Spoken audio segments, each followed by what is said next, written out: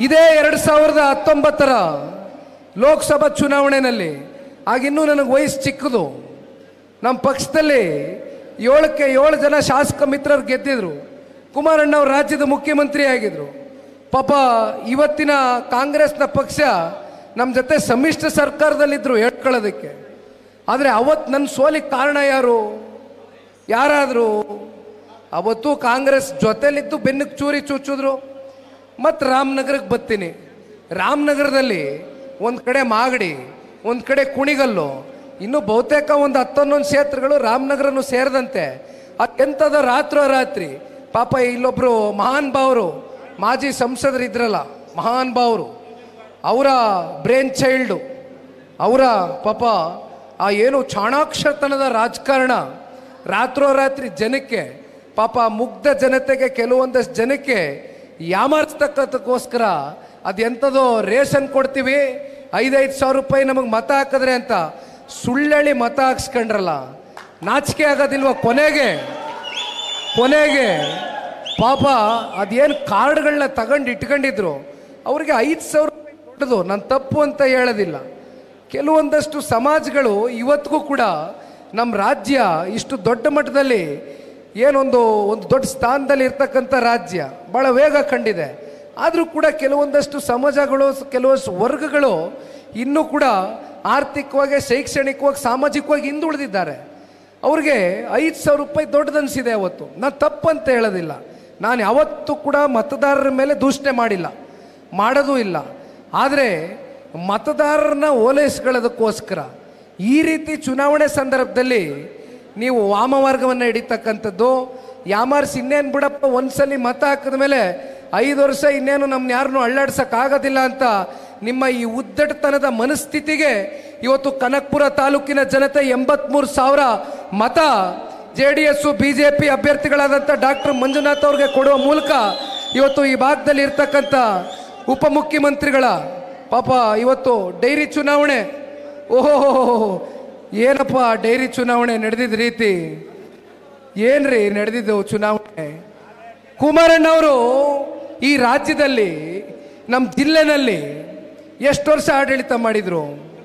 ಒಂದಿನ ಆದರೂ ಅವರೇನಾದರೂ ಅವರು ಆಡಳಿತದಲ್ಲಿ ಮಧ್ಯದಲ್ಲಿ ಹಸ್ತಕ್ಷೇಪ ಮಾಡ್ತಕ್ಕಂಥದ್ದು, ಮಧ್ಯದಲ್ಲಿ ಇಲ್ಲಪ್ಪ ಡೈರಿ ಚುನಾವಣೆ ನಾವು ಸೋತಕ್ತಾನೆ ನಮ್ಮ ಅಭ್ಯರ್ಥಿ ಅಂತ ಪಾಪ ಹುಡುಕಿ ಆ ಚನ್ನಪಟ್ಟಣದಲ್ಲಿ ಆ ಜೈಮುತ್ತು ಗೆದ್ದೋಯ್ತಾನೆ, 3ನೇ ಬಾರಿ ನಿರ್ದೇಶಕ ಆಯ್ತಾನೆ ಅಂತ 17 ಸೊಸೈಟಿಗಳನ್ನ ನಮ್ಮ ಜೊತೆನಲ್ಲಿ ಇರ್ತಕ್ಕಂಥವ್ರನ್ನ ಬೇಕು ಅಂತ ಹುಡುಕಿ ಸೂಪರ್ ಸೀಡ್ ಮಾಡಿದ್ರು. ಜೈಮುತ್ತುನ ಡಿಸ್ಕ್ವಾಲಿಫಿಕೇಶನ್ನೇ ಮಾಡಿಬಿಡ್ಬೇಕು ಚುನಾವಣೆ ನಿಲ್ಲದೆ ಇರಂಗೆ ಅಂತ. ಪಾಪ ಅವನೊಂದು ಕಡೆ ಚುನಾವಣೆ ಮಾಡಬೇಕಾ, ಇನ್ನೊಂದು ಕಡೆ ಕೋರ್ಟ್ ಕಚೇರಿನೂ ಹೋಗ್ಬೇಕು. ಈ ರೀತಿ ಯಾವತ್ತಾದರೂ ಕುಮಾರಣ್ಣ ಅವ್ರು ಮಾಡ್ಕೊಂಬಂದವ್ರ? ಆದರೆ ಒಂದು ಮಾತನ್ನ ಇವತ್ತು ಕನಕಪುರ ತಾಲೂಕಿನಲ್ಲಿ ನಾನು ಹೇಳಲಿಕ್ಕೆ ಬಯಸ್ತೇನೆ.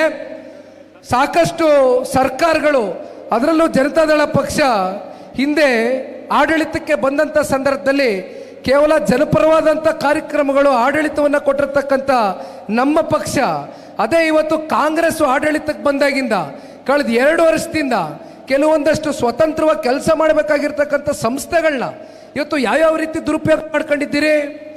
ನಿಮ್ಮ ರಾಜಕಾರಣದ ನಿಮ್ಮ ತೆವಲಿಗೋಸ್ಕರ ಯಾರ್ಯಾರ ಮೇಲೋ ಕೇಸ್ಗಳನ್ನ ಹಾಕ್ಸೋದು, ಅಲ್ಸಲ್ಲದ ಆಪಾದನೆಗಳು ಹೊರಿಸೋದು, ಅವ್ರ ಮೇಲೆ ತನಿಖೆಗಳಿಗೆ ಆದೇಶ ಮಾಡ್ತಕ್ಕಂಥದ್ದು. ಇವತ್ತೇನು ಕಾಂಗ್ರೆಸ್ನವರು ಪಾಪ ಇದೇನು ಅಧಿಕಾರ ಶಾಶ್ವತ ಅಂತ ಅಂದ್ಕೊಂಡಿದ್ದಾರೆ.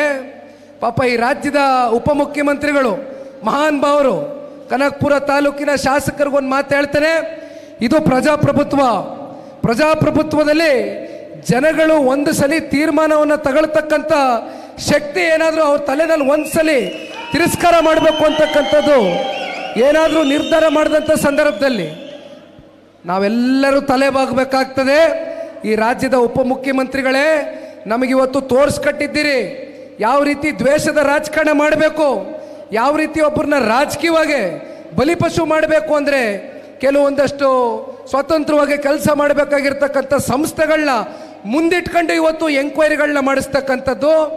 ಪಾಪ ಅಲ್ಲಿ ಅಂಥವ್ರು ನಮ್ಮ ಹೇಳಬಾರ್ದು, ಅವ್ರ ಹೆಸರುಗಳು ಹೇಳಬಾರ್ದು. ಮಂತ್ರಿಗಳ ಪರಿಸ್ಥಿತಿ ಹೆಂಗಾಗಿದೆ ಅಂದರೆ, ಏನು ಮಂಜಣ್ಣ, ಮಂತ್ರಿಗಳ ಪರಿಸ್ಥಿತಿ ಹನಿ ಟ್ರ್ಯಾಪು, ಮನಿ ಟ್ರ್ಯಾಪು, ಟ್ಯಾಕ್ಸ್ ಟ್ರ್ಯಾಪು, ಜನಗಳಿಗೆ ಎಲ್ಲ ಟ್ರ್ಯಾಪ್ ಮಾಡಿ ಇಟ್ಕೊಂಡಿದ್ದಾರೆ. ಕೊನೆಗೆ ಪಾಪ ಯಾರು ಮಾತಾಡಿದರೆ ಸಾಕು ಹನಿ ಟ್ರ್ಯಾಪ್ ಅಂತೆ. ಪಾಪ ಹೇಳ್ತಾರೆ ರಾಜ್ಯದ ಉಪಮುಖ್ಯಮಂತ್ರಿಗಳು, ನೀವು ಹಲೋ ಅಂದರೆ ಹಲೋ ಅಂತಾರೆ. ಆ ಹಲೋ ಅಂತ ಹೇಳಿಸ್ದವ್ರು ಯಾರು? ಯಾರಣ್ಣ ಅದ್ರ ಹಿಂದೆ ಹಲೋ ಅನ್ಸಿದವ್ರು ಅವ್ರಿಗೆ? ಇದಕ್ಕೆಲ್ಲ ಉತ್ತರ ಸಿಕ್ಕಬೇಕಲ್ವಾ? ಈ ರೀತಿ ಇವತ್ತು ಯಾವ ಮಾರ್ಗವನ್ನು ಬೇಕಾದರೂ ನೀವು ಅನುಸರಿಸ್ತಕ್ಕಂಥದ್ದು, ಅಧಿಕಾರದ ಒಂದು ದಾಹಕ್ಕೆ ಇವತ್ತು ಮತ್ತೊಬ್ಬರು ತೇಜಾವಧೆ ಮಾಡ್ತಕ್ಕಂಥದ್ದು ವೈಯಕ್ತಿಕವಾಗಿ, ಇದೆಲ್ಲವೂ ಕೂಡ ನಿಜಕ್ಕೂ ಈ ರಾಜ್ಯದ ಜನತೆ ಏನಿವತ್ತು ನಿಮಗೆ 138 ಜನ ಶಾಸಕರನ್ನ ಗೆಲ್ಲಿಸಿ ಸಾಕಾರ ಕೊಟ್ಟಿದ್ರು, ನೀವು ಯಾವ ರೀತಿ ಕೆಲಸ ಮಾಡಬೇಕಾಗಿತ್ತು? ನಿಮ್ದೇನು ಸಮ್ಮಿಶ್ರ ಸರ್ಕಾರವಾ?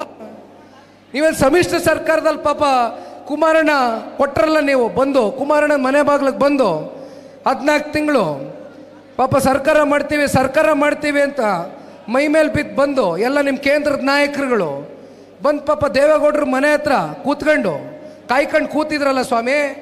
ಆ 14 ತಿಂಗಳು ಕುಮಾರಣ್ಣ ಅವರು 25,000 ಕೊಟ್ಟು ರೈತರ ಸಾಲ ಮನ್ನಾ ಮಾಡಿರ್ತಕ್ಕಂಥದ್ದು.